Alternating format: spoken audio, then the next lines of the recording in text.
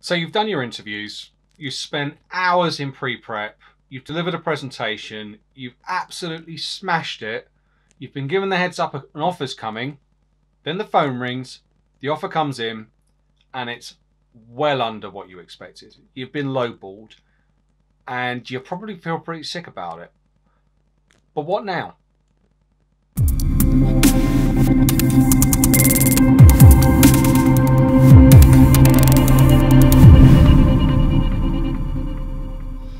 So the first thing to acknowledge in this video is I'm really going to be focusing on the permanent side of recruitment. Anything on the interim post is really subject to market forces and it can be quite volatile.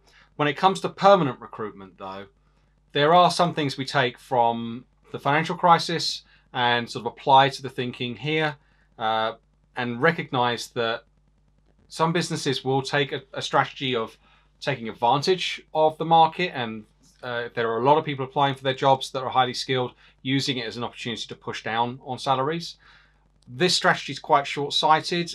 It ends up needing to hire twice, could end up costing twice as much for the business because they're going to have to retrain. They may have a gap whilst that person leaves and gets replaced. They may need to hire a consultant or a contractor during that period, and may end up with the second hire just having to pay market rate. So it's not a good strategy for businesses to employ to take advantage of a market situation. There are some caveats with that. If you're moving to a sector like charities, those industries typically don't pay commercial world market rates because ultimately every pound they send is better for the good they're trying to do as a charity. Not interested specifically on those particular organizations. I'm looking at high profile commercial organizations just taking advantage of people. So first thing to highlight is, as the applicant, are you being clear with your expectations? And by that I mean, are you doing it at the right stages as well and in the right way? So when you're applying direct, you typically see most adverts have got, say, no salary information detailed or just saying market rate. So you have to play a best guess, and of course job titles in different businesses really differ wildly. So when you're applying on that ATS system and filling in your details, you're going to likely have a field there asking about what your salary expectations are.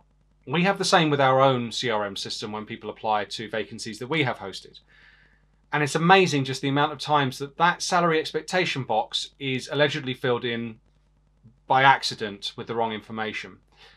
Because when I give somebody the briefing and go through the role, I also normally disclose what the band of the salary is. And when people find that out, the salary changes, the expectation changes. And it's often a case that they've underquoted to get interest and then will correct that quote when they speak to people. Now, as a recruitment agency, fine, I'll change the field, fix it. But I can imagine if you're an end employer and you see that happen, it immediately starts raising question marks around the integrity of the individual. So if you are applying to roles directly and you're filling in that field, be honest what you need. Just be honest about what you require from a salary, because if you then do a bait and switch with the end employer, it could leave an awkward situation between you and them from the very first engagement.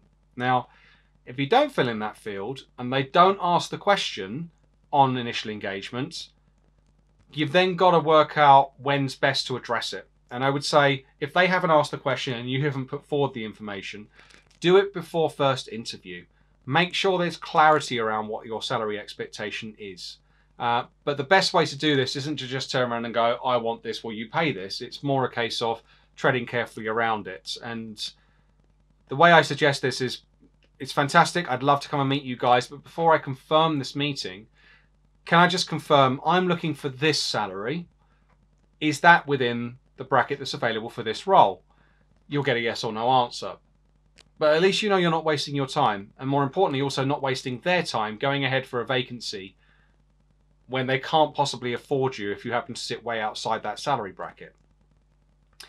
The next point that's important to highlight is if your circumstances change. Now, within a recruitment process, circumstances can change because you've had an offer put in front of you from a third-party business, or perhaps your existing employer has actually either got wind of the fact you're looking or has decided to give you a promotion or uplift your salary, and that changes your expectation. You may not want to pull out of the other opportunity, but when that happens, the best thing to do is to tell them, as soon as possible that that has happened. You don't necessarily need to change your salary expectation, because subconsciously they'll recognise that that is potentially going to happen anyway. At that stage will be another moment of truth where they'll turn around and say whether or not they can afford you and whether or not it's appropriate to take things forward from there. But you know, at least if you continue that process and they've got that better clarity on where your salary has moved to, they will probably need to compete with that and therefore make it attractive for you to want to leave your current employer. So don't wait until the end. Don't wait until it being the last thing you tell them just after your final interview. Oh, by the way, 2 weeks ago I got a promotion and my salary changed, because you could have just wasted your time with all that pre-prep. You could have wasted their time as well if it isn't something they can afford anymore. So ensure transparency all the way through the process. And within that, also look at, when you're asked the question at interview, am I interviewing elsewhere? Should you answer yes or no? Think about it this way. If you said no, what's the impression it gives to that business? You're thinking, I'm exclusive to you, I'm showing I'm serious about this opportunity, so I'm not entertaining anything else. What they hear is, we're not competing against anything else, there's no rush to secure you because you're serious about this opportunity, so we can take our time a bit. But also, if we look to offer you, we're not competing against anything else or anybody else out there. So that could actually play against you. If you say yes, the message is, I'm in demand, people are interested in me, and if you want to secure me and if you're serious about me, you may need to step up to the mark, be it to speed up the process or give me something that's enticing. So I'm not saying within this that you should make things up. What I'm saying is, be honest about your interview pipeline, and if there are things that come into fruition with that end employer with other firms, tell them so they can respond accordingly, react accordingly. Be clear about your interview pipeline at all stages in that respect with the end hiring business. That's also why recruiters ask so often throughout a recruitment procedure, have anything changed with you? Have any opportunities arisen? Anything caught your eye? We want to know where your pipeline's at so we can also advise that end client. So yeah, if you're not doing it direct with the end business, be sure that you are transparent with them. And it also, as I say, helps speed things up. And it brings back the analogy of toilet paper in April. You know, a few people started panic buying. Next thing you know, the rest of the public's panic buying because they suddenly went, hey, what am I missing? Everybody's getting this. Maybe I should be getting this as well. That subconscious psychological impact actually takes effect as well when you tell people you are interviewing elsewhere and there are some other things you're doing seriously, you're taking seriously. And within that as well, when you do that, they'll probably start probing around, what do you like about those roles? How do they stand out against this opportunity? And if there are things that you're missing from the role you're interviewing with there, they may, when you explain it about another role that you like it may suddenly trigger them to go, we've got that as well, we've got this as well. And it could then change the dynamic of your impact and your interest in that position. Now, then looking at when you've gone through the process and you've got that offer and it has disappointed you, what can you do about it? Now, you've got to understand, first of all, getting offended by it and acting in an angry or close state of mind about how dare they, that's not appropriate, etc., etc., it's not going to end up in a good outcome from your negotiation. You have to go into it with an open mind, a positive mindset, and one of open communication with that end employer. First of all, you need to discover why. What was it that you were missing, and what was it that wasn't demonstrated that gave them the valuation that they've presented to you? Once you discover that, it could be a simple misunderstanding. It could be a simple element that you just haven't explained a few bits and pieces. The hardest thing is if they come back and say it's because of internal benchmarking. Because the situation there is that it's difficult for you to compare from the outside to know where your strengths might be versus other internal talent. So they're doing that comparison for you. But also, with certain businesses, they're really effective at internal promoting. And if they do that from a graduate level upwards, and they're people that are in the business that have perhaps had 2, 3, 4 promotions, and there's a team makeup of people that are that way inclined, and they haven't had to draw from external market in a while, as a recruiter, we typically find those are the teams that are most under-rewarded because they haven't been externally benchmarked or haven't needed to be externally benchmarked, because internal promotions tend to come with a salary uplift cap. Whereas if you're doing external market reviews, they can be typically more expensive because you're competing against an external world. So you coming from that external world, you may come with a premium. So if that business chooses it doesn't want to pay that premium, and instead it wants to try to bring you into the fold of their internal team, it can be a difficult thing to be able to push back on to get them to uplift. So part of the negotiation process is to understand where those gaps might be, where there's opportunities to skill up. Is it worth you taking a knock now for something that could progress you up better with the gap that they see that they need to train and teach you in? Or is it a case they just haven't really appropriated the understanding of your skill and value, or you haven't articulated that effectively enough to demonstrate the added value you bring beyond the existing internal team?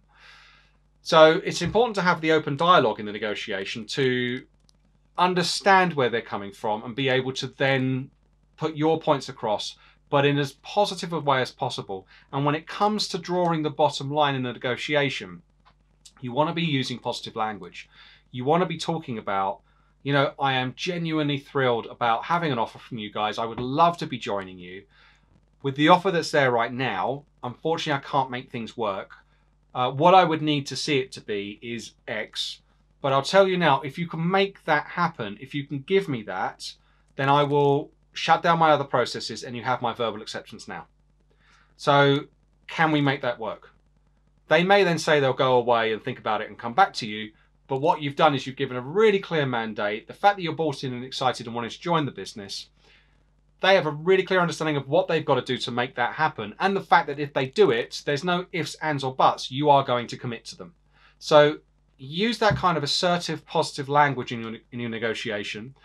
And you may find, especially with the repositioning of certain elements with them around what value you can bring, you get that uplift you're looking for and turn that low ball into something that's actually acceptable for you. Okay? Bear in mind it's a negotiation. These things are negotiable. There are parameters that you can play with at that stage of a process. You've just got to have the confidence to do it. And I know that it's a bit of a taboo subject because people are sort of programmed not to talk about salary or told at interview it's uncouth to talk about money. But at the end of the day, unless you're a volunteer, you're working for compensation, and that compensation is monetary so that you can pay bills and enjoy a certain style of lifestyle. And you can be damn sure the person that you're interviewing with is doing the same. So there is some understanding that money is an important feature to make things work and make things work well for you to accept that particular position. So don't be afraid to have those conversations, but as I say, just be positive, use the right assertive language, and be very clear all the way through the process what your expectations are, or if they do change, hit them up sooner rather than later and have that conversation frankly with those organizations, because you're more likely to get a more positive response. And never do the bait and switch, because the bait and switch is more often than not going to result in an ill feeling and them kicking you out of process because they don't feel that you've been honest with them. Okay? So again, as always, hopefully this advice helps. So it's coming from years of negotiating with many different businesses on behalf of third-party people, and it's generally very successful in getting the right sort of outcomes for people. So if you apply this logic and apply this approach, I'm sure you'll get the right sort of outcomes for you. Remember what your value is. Remember, be clear on what your expectations are. If you like what's been said here and you think this is useful to others, if you can give us a like or a share within your network, just so others can see it and hopefully take value from this and apply some of this stuff, and perhaps see some of our other videos talking about CVs, talking about how to gain the ATS systems and how to access hidden vacancies in the market. They're all on our YouTube channel. But if you want to reach out, here's my email address. But anything, any questions, any comments, any experiences you guys have had, if you want to share about your experiences there. I don't need to go into detail, don't want any companies named around that kind of thing, but it's just useful stuff for people to learn and pick up from, especially in difficult times when it's such a difficult employers and recruitment market. So otherwise, guys, thanks for watching. Take care, stay safe, and I'll see you in the next one.